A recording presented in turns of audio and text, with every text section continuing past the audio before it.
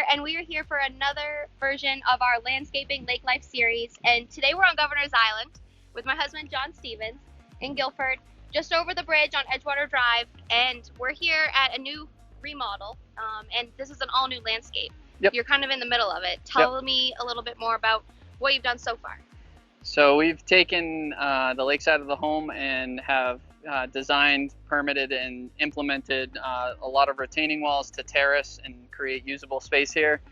So we're standing below the fire pit area, or standing above the Perch Beach space, and then there's a larger retaining wall behind us that is retaining a lawn area for them to be able to play and lawn games and enjoy themselves up closer to the house. Before, the property was just rolling and sloping down to the water without a lot of function, and so in doing the remodel of the house, they wanted to update the lakeside of the house as well in the landscape, and so that's where we had come in to work a design. And at this point, we are now closing in as we work our way away from the lake. We've implemented the retaining walls. We are working on finishing the softscape and the plantings down here close to the lake, and we're working on the patios right now.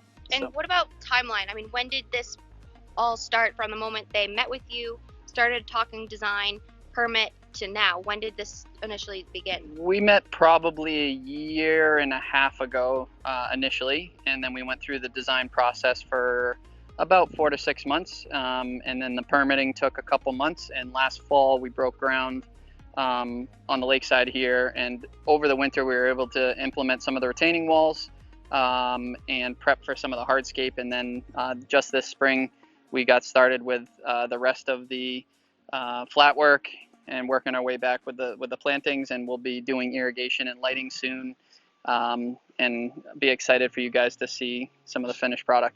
And what would you say probably a couple of the biggest challenges were for this property in particular that you had?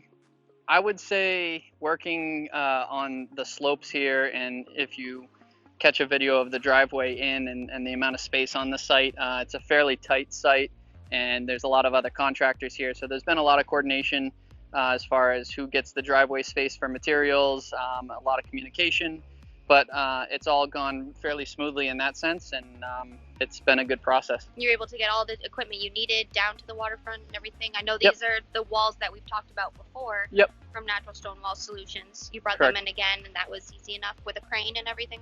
Nope, no crane on this one. We well, the crane on their truck, yes, and we also used our excavator as well to put those in, but we created a construction access road down to the lakeside of the house here, and we used that and are still using that to get machines up and down, and we'll slowly work our way out and close that construction access road up so that we can get our sod in and they can start enjoying the property. What would you say you're most excited or to show off? Is there anything particularly you love most about this design?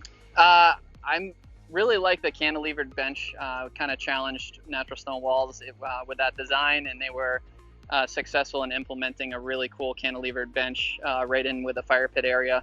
And now that the patio's down in there, it's really coming together for a really fun space. I know the owners had their grandkids up and they lit a fire in the fire pit, even though it's not all the way done, but they last over Memorial Day weekend really enjoyed the space quite a bit, and I think that's my favorite. Awesome. My favorite space. Perfect. We'll be sure to highlight all of this and keep you updated on pretty much the end product next time we're here. Sounds good. Awesome.